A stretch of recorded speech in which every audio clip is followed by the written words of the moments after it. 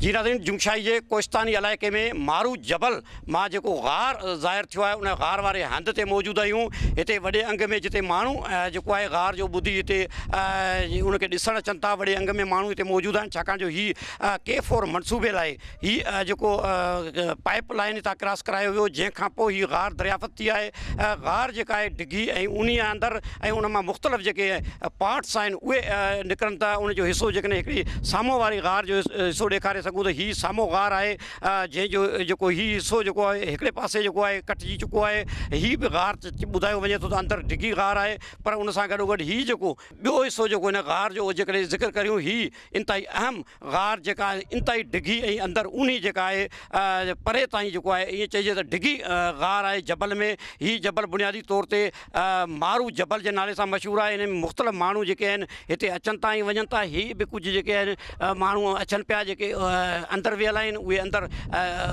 चकर लॻाइनि था, अंदरि घुमनि था, अचनि था।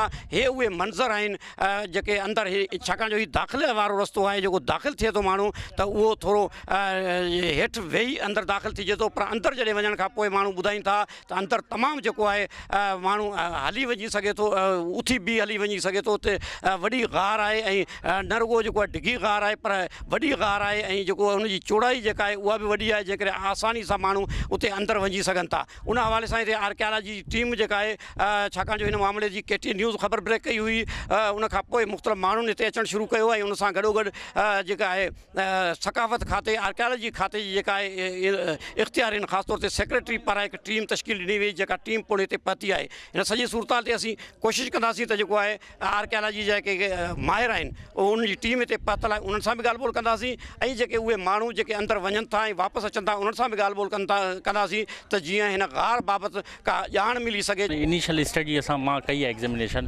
मूंखे लॻे पियो त हीअ नेचुरल थी लॻे मूंखे। हुनजी जेकी रॉक फॉर्मेशन आहे उहा नेचुरल आहे। ऐं जॾहिं तव्हां हिस्टोरिकल प्रोसेस ॾिसो या जोलॉजिकल प्रोसेस ॾिसो त जेके गारूं अक्सर जेके आहिनि उहे नेचुरल हूंदियूं।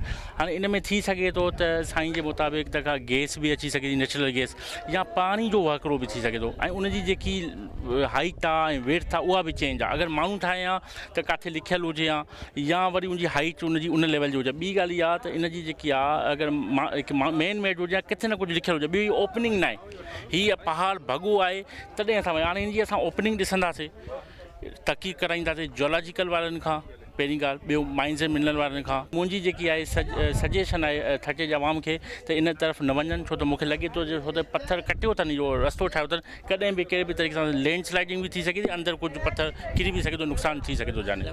SSP साहिब खे ख़त लिखंदासीं असां त हिते माना सिक्योर जी करे, छो त मूंखे नथो लॻे त हिते सेफ आहे। कोई अंदरि वञी साह मुंझी बि सघे थो ऐं कुझु पथर या कोई जानवर अची सघे थो या क्रैक अची थो, नुक़सानु थी सघे थो। कंहिं दौर में जंगियुनि में या अहिड़े क़िस्म जा जीअं तव्हांजो कुदरती तौर ते आहे त उन में कंहिं ज़माने में को माण्हुनि उते रहाइश इख़्तियार कई हुजे आर्ज़ी तौर ते? थी सघे थो, बिल्कुलु इहो प्री हिस्टोरिक थी सघे थो, छो पर केव जेकी आहे इहा नेचुरल आहे। माण्हू जेका आहे सो उन्हनि बाद में इन्हनि जेको आहे सो ऑक्यूपेशन कयो आहे, इहो बिल्कुलु थी, इन ते स्टडी करण जी ज़रूरत आहे। हिन जबल ते हिन इलाइक़े में अॻु में बि मूं ज़िक्र कयो त अची चुको आहियां 1994 95 94 वारे दौर में हिते आयो हुउसि, त हिते मूं ॾिठो हीउ मारू जबल जेको हिकिड़ो क़दीम जबल आहे। उते त क़दीम दौर जा निशान मिलनि था, जीअं पथर जे दौर जा जेके निशान उहे मिलनि था, पर हीउ जेको मारू जबल सां ई लाॻापियल माना उनजो ई हिकिड़ो हिसो आहे। उहो जॾहिं K4 जे लाइ उनखे खोटाई कई वई, जॾहिं उनखे जबल खे कटियो वियो, 2 हिसा कयो वियो, त उन मां हिकिड़ी गार डिघी जेका असां नज़र आई, जेका रिपोर्ट थी। हेसि हिते असां पहुता आहियूं त जेको अंदरि ॾिठो आहे, जेको उनजा मुंहं ॾिठा आहिनि, त मुंहिंजे ख़्याल में हीअ हिकिड़ी कुदरती गार आहे। कुदरती गार आहे, उन में थी सघे थो क़दीम दौर जो इंसानु किथां न किथां सुराग करे उन में उनखे इस्तेमालु बि कयो हुजे, रहियो बि हुजे पंहिंजी जॻह ते। पर हीअ हिकिड़ी अहिड़ी गार आहे जेका अॻु में हिकिड़ा पाणी जा अंदरां अंदरां वहकराब हूंदा हुआ। अॻे जेके से जबल फाटी पवंदा हुआ ऐं वॾा वॾा जेके से ज़िलज़िला ईंदा, उन में जेको फाटी पवंदा उन मां गैसूं निकिरंदियूं हुयूं।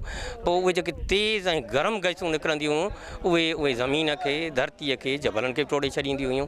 त अहिड़े क़िस्म जी बि थी सघे थी, पर हिन जी पंहिंजी जॻह ते हिन गार जी अहमियत आहे ऐं उहा हिन खे ते अञा बि वधीक तहक़ीक़ात थींदी, पर हेसि ताईं जेको असां माइनूं कयो आहे, आर्कियालॉजी जी टीम बि मौजूदु आहे जेका सकाफ़त खाते जे वज़ीर सकाफ़त खाते जे सेक्रेटरी साहिबु उन जेका असां मोकिली आहे असां बि गॾिजी आया आहियूं। पर मुंहिंजे ख़्याल में त हीअ हिकिड़ी कुदरती ॻाल्हि आहे। मुंहिंजे ख़्याल में त माण्हुनि खे हीअ सलाह ॾियणु घुरिजे, असां बि ॾियूं था त भले ॾिसनि पर अंदरि न वञनि। इन जे करे हिकिड़ी ॻाल्हि त हीअ पथर अहिड़े क़िस्म जो केॾी महिल किरी सघे थो, नुक़सानु थी सघे थो। हिकिड़ो ई पथर जेकॾहिं किरी पियो माण्हूअ ते किरियो त बि माण्हू खे ख़तरो जान वञी सघे थी। पर जेकॾहिं पथर किरी उन मुंहुं बंदि करे छॾी त माण्हू जेके अंदरि हूंदा से अंदरि रहिजी वेंदा, ॿाहिरि कोन अची सघंदा, ॾाढो नुक़सानु थी सघे थो। हीअ जेका असां गार डिघी बि आहे ॿिन्ही पासनि आहे। हिकिड़े पासे सोड़ी आहे जिते असां बीठा आहियूं, साम्हूं वारो पासो जेको आहे उहो वेकिरो आहे, किथे सफ़ा वेकिरी बि आहे।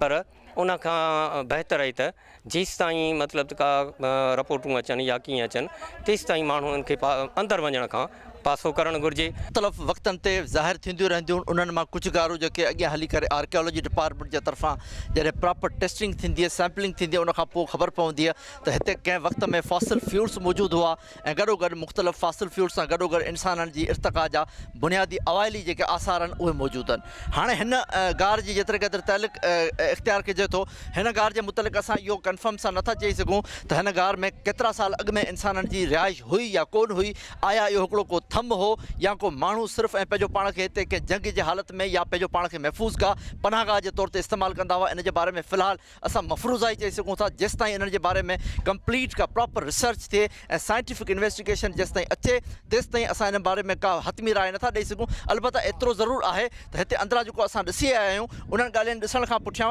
असांजे ज़हन में मुख़्तलिफ़ सवाल पैदा थिया आहिनि। उन्हनि सवालनि खे हिकु हिकु करे ॾिसी असां साइंटिफिक तरीक़े सां जॾहिं ॾिसंदासीं उनखां बाद में असां प्रॉपरली चई सघूं था त वाक़ई हीअ गार क़दीम ज़माने खां वठी इंसाननि जी आवाज़गाह जे तौर ते इस्तेमालु थींदी रही आहे या वाक़ई में इहो को पाणी जो वहिकिरो जेको जबलू जेको पाणी जॾहिं जबलनि जे अंदरि जॾहिं ज़म थिए थो, जबलनि जे अंदरि जॾहिं मर्ज थिए थो त उहो पाणी जे जर जो जेको अंदरूनी तौर ते जबलनि जो जेको वहिकिरो जेको आहे उहो वञी करे नेठि अरबी समुंड ॾांहुं जेको वञे थो, आया उहो या इंसानी इर्तिक़ा आहे उहो त इंशाअल्लाह ईंदड़ वक़्तु ॿुधाईंदो। पर इहे जेतिरे क़दुरु KTN टीम जी इहा जेतिरे क़दुरु इहा हिकिड़ी रिपोर्ट आहे, जेतिरे क़दुरु इहा हिकिड़ी तहक़ीक़ आहे, इन तहक़ीक़ खे असां जस पेश करियूं था। इन सां न सिर्फ़ु कोस्तान जी मालिकी थिए थी बल्कि असांजी तारीख़ जा मुख़्तलिफ़ आसार उहे बि ज़ाहिर थियनि था। साईं असीं 2.5 कलाक अंदरि हुआसीं, वॾा नज़ारा ठहियल आहिनि, कुबा ठहियल आहिनि, मस्जिदियूं निशानियूं आहिनि।